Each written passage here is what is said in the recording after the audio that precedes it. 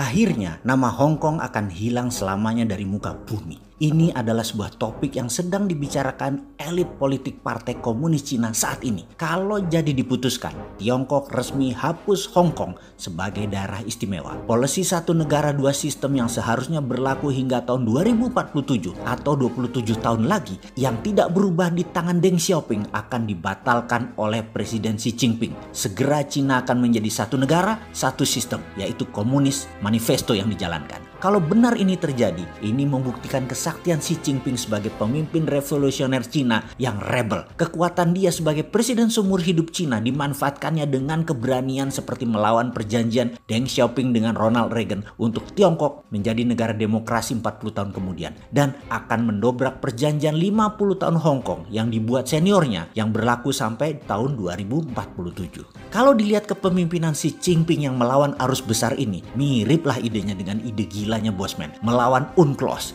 yang dikatakan Bosman gak tahu UNCLOS. Ya tahulah, makanya dilawan UNCLOS-nya daripada buzzer bayaran yang disuruh gonggongin Bosman untuk bilang kita harus taat UNCLOS. Ya mana mau kita nyerah sama UNCLOS, enak aja. Ya kita naikin jari tengah kepada buzzer bayaran tersebut. Itu namanya mereka mendukung Indonesia terus dijajah, tidak berdaulat. Makanya UNCLOS kalau sama kita ya dilawan. Printing money dalam konsep bernegara Bosman itu melawan IMF. Jadi apa yang baru dengan melawan UNCLOS? Terus kenapa takut? Tuh contoh Xi Jinping yang berani melawan UNCLOS versi Hong Kong. Sudahlah, kita fahamlah yang anti Bosman yang menyerang pakai buzzer itu, mereka semua adalah pendukung Indonesia agar terus dijajah. Begitu kita mau berdikari, kita langsung dihardik, langsung menggonggongnya lebih kencang dari anjing. Tapi gonggong doang, gak ada konsep untuk mengcounter idenya. Kembali ke Hong Kong sekarang. Rencananya semua pemegang KTP dan paspor Hong Kong akan dicabut dan diganti KTP dan paspor Cina yang diberlakukan. Semua pemerintahan Hong Kong dikendalikan pusat,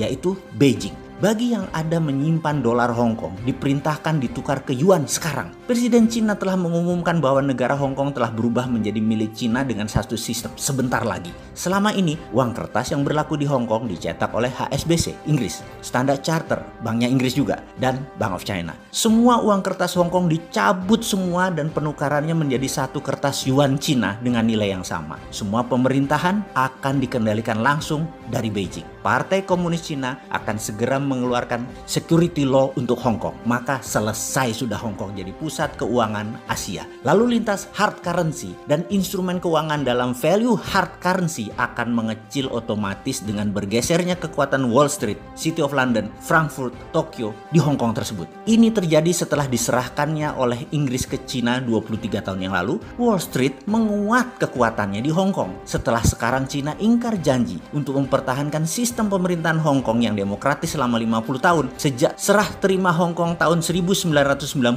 timbul pertanyaan sekarang. Pertanyaannya, akan kemana pindahnya pasar modal Asia tersebut? Pasar uang Hong Kong tersebut jadi kemana? Ke Taiwan kah? Ke Singapura kah? Ke Mumbai kah? Itulah yang saya katakan sejak 3 tahun terakhir. Indonesia harus punya Wall Street sendiri. Jujur, saya tidak tahu rencana Xi Jinping akan melakukan hal ini. Tetapi secara pribadi, saya getem-getem memprediksi Hong Kong akan jadi kaki Amerika untuk berperang dengan Cina yang akan membuat Cina menjadi negara demokrasi terbesar di dunia tahun 2030 kalau berhasil strategi Amerika pakai Hong Kong tersebut. Tetapi rencana itu pasti disikat Cina. Akhirnya oleh Tiongkok, Hong Kong akan dibekukan. Daerah istimewanya akan dihilangkan. Militer Cina menguasai 100% wilayah Hong Kong. Saat ini mau apa Amerika? Bisa apa Amerika? Bisa apa para tycoon Hong Kong tersebut? Bisa apa pasar uang internasional di Hong Kong tersebut? Pindah kemana? Ke Mumbai, kejauhan. Taiwan, beda sistem dengan Hong Kong. Singapura, akankah mendapatkan windfall ini? Semua ini sekarang lagi melobi sana sini. Dari ratusan perusahaan Cina yang akan dibuang dari Wall Street, ini adalah pukulan balasan dari Tiongkok atas perusahaan multinasional terutama milik Amerika di Hong Kong. Indonesia paham nggak? Ini yang sering membuat saya gregetan sama pejabat negara. Indonesia itu harusnya punya Wall Street. Faham Wall Street? Ngerti bedanya New York Stock Exchange sama Wall Street? Ngerti bedanya IDX sama pasar uang Hong Kong? Pasar uang Hong Kong itu Wall Street.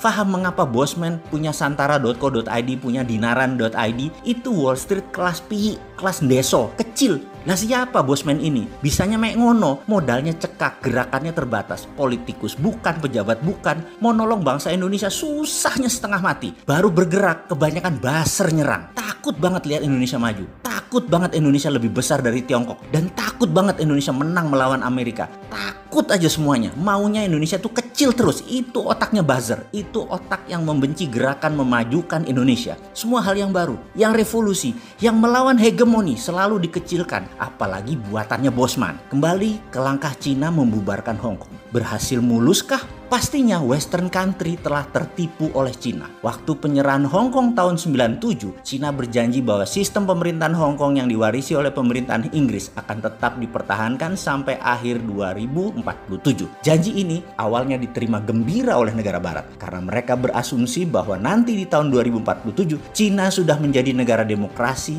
yang terbuka terhadap barat. Dan karena hal itu, barat antusias berinvestasi di Cina sejak 23 tahun yang lalu. Namun yang terjadi sekarang sebaliknya. Ambisi Cina untuk menyebarluaskan ideologi komunis serta mendominasi secara global semakin menjadi-jadi dengan doktrin unrestricted war. Gelombang pergerakan demokrasi di Hong Kong terjadi setelah 23 tahun penyerahan kekuasaan dari British ini merupakan perlawanan masyarakat Hong Kong atas janji-janji Tiongkok. Bagi Beijing khususnya Partai Komunis Cina, Hong Kong telah menjadi portal gerakan demokrasi di Cina yang akan menyebar ke seluruh provinsi di Cina dan ini merupakan ancaman bagi elit komunis. Akhirnya Hong Kong pasti di Cina komuniskan. Sekarang pemerintah di negara barat terdiam bisu. Bagaimana akuntabilitas dan responsibilitas mereka di depan rakyat mereka akan arti demokrasi yang ternyata dilawan oleh komunis Cina. Lantas apa yang akan mereka katakan kepada konstituennya tentang mitra utama ekonomi mereka yang Cina itu, yang membelenggu demokrasi dan tidak ada kebebasan masyarakat di Hong Kong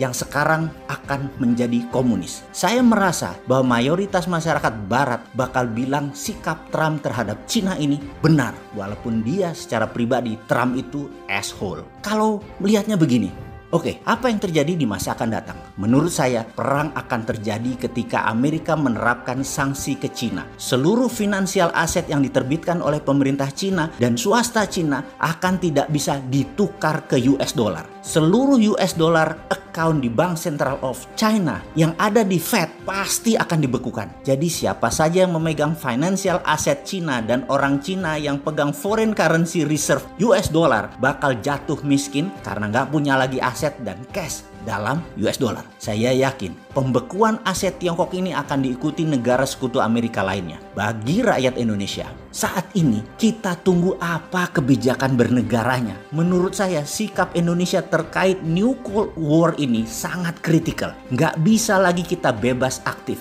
Kita harus ambil posisi. Bosman jelas posisinya. Apa mau dukung Bosman?